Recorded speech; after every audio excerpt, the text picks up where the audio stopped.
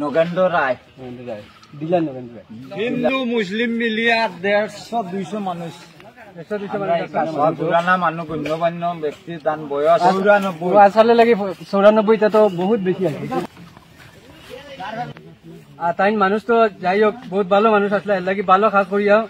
দুনিয়া থেকে যাইও তাহলে মরার পরে নাম থাকবো নাইলে তো খালি এখন মরার সামনে ওইটাই কথা সবচেয়ে বড় চিন্তার বিষয় আর কি মানুষের দিল নরম হইব যে মরার সামনে থাকলে এর লাগি আমরা যতটুকু পারি দুনিয়ার মধ্যে ভালো কাজ করি যাইতাম তেমন সব শেষ কাজ করি আমি ওইটাও দেখাইতে চাই আর কি যে দুনিয়া 4 দিনের আর আমরা যারা আছে হিন্দু মুসলমান মরবা তার একটা সাজা আছে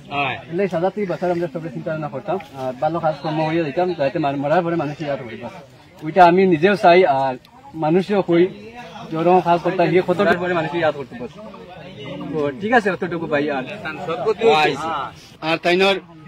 উপরালা ভালো করুক ভালো